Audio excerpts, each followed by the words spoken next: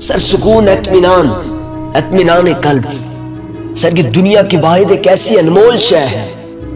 جسے نہ تو کوئی دولت مند خرید سکتا ہے سر، نہ تو کوئی لینڈ لارڈ اسے خرید سکتا ہے سر، نہ کوئی پیسے والا اسے خرید سکتا ہے سر، اور نہ ہی کوئی غریب انسان خرید سکتا ہے سر۔ اس کا خریدار اگر کوئی بن سکتا ہے تو صرف ایک شخص بن سکتا ہے جو اپنے آپ میں ڈوب کر اپنے اندر وہ ہلا جو اس کے اطمینان اور اس کے سکون کو ٹھیس پہنچا رہی ہے، اس خلا کو پورا کر دیتا ہے، اس نامکمل کو مکمل شکل دے دیتا ہے سر، اس خالی جگہ کو پر کر دیتا ہے سر۔ وہی جان لیتا ہے کہ خدا نے سکون کن چیزوں میں رکھا ہے سر۔ ہم ساری زندگی یہ سوچتے رہتے ہیں کہ شاید کامیابی پیسے آ جانے سے سر، بڑا بن جانے سے آپ کی زندگی میں سکون آ جائے گا سر، ایسا کبھی نہیں ہوتا سر۔ سکون ایک ایسی لازوال دولت ہے سر جس کو ڈھونڈا جاتا ہے، جس کو تلاش کیا جاتا ہے سر، کہ راستوں پر چل کر اس کو تلاش کیا جاتا ہے، اپنے اندر ڈوب کر پہلے خود کو ڈسکور کیا جاتا ہے، پھر اس سکون کی تلاش کی جاتی ہے سر، کہ اپنے من میں ڈوب کے پا جا سراغ زندگی، میرا نہ بن تو اپنا تو بن سر۔ اپنی زندگی میں اگر سکون چاہیے نا تو پھر تلاش کرنی پڑے گی سر۔ ایک شخص اپنی کہانی سناتا ہے کہ ایک دن میں جب گھر میں آیا تو میرے دل میں کوئی سکون نہیں، اطمینان نہیں تھا۔ میں آگے پیچھے گھومنے لگا، ٹہلنے کے بعد، واکنگ کرنے کے بعد سر میرے دل نے کہا کہ مسجد میں جاؤں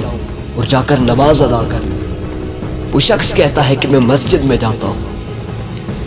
وضو کر کے جب نماز کے لیے اندر قدم رکھتا ہوں تو ایک شخص زاروں کتار اور دہاڑے مار کر رو رہا ہے۔ اس شخص کی سسکیاں تھمتی ہیں تو میں اس سے اس کے رونے کی وجہ پوچھتا ہوں تو وہ شخص کہتا ہے کہ میں نے فلاں شخص کا قرض دینا ہے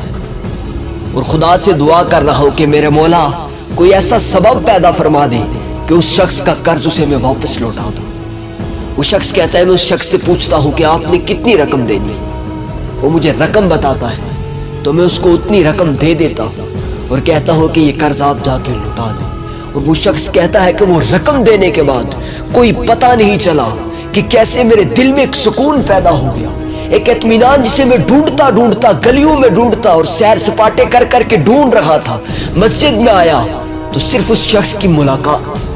سر، اس شخص کا دیدار اور خدا کا وہ سبب، خدا نے جو مجھے ذریعہ بنایا تھا سر، اس ذریعے کے اندر سکون تھا سر۔ اگر زندگی میں سکون ڈھونڈنا ہے نا تو پھر بڑی بڑی نیکیوں کے لیے نہیں ترسنا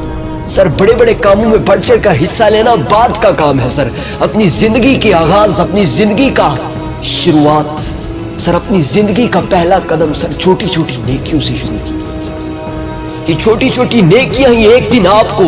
ایک بڑے مرتبے پر پہنچا دیتی ہیں سر۔ اگر دل کو اطمینان چاہیے نا تو اپنی زندگی میں ایسے لوگوں کو دیکھیں سر، اپنے گاؤں میں، اپنے محلوں میں ایسے لوگوں کو دیکھیں سر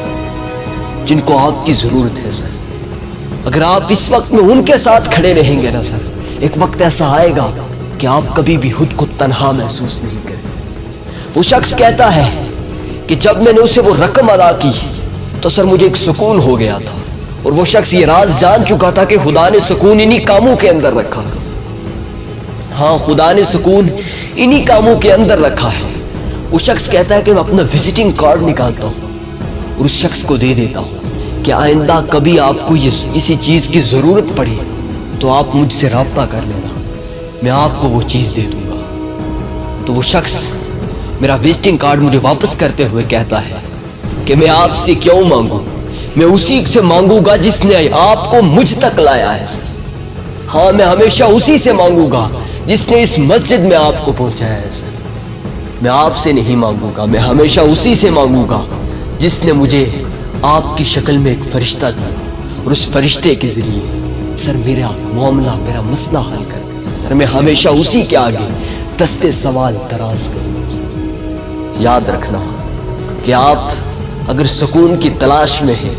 تو پھر ایک چھوٹی سی نیکی سے آغاز کیجیے سر، آپ کے اندر اس قدر سکون، اس قدر اطمینان پیدا ہو جائے گا کہ ساری کائنات ایک جگہ پہ کھڑی ہوگی، ایک سائڈ پہ کھڑی ہوگی، لیکن آپ کا اطمینان اس درجہ کمال تک پہنچ چکا ہوگا۔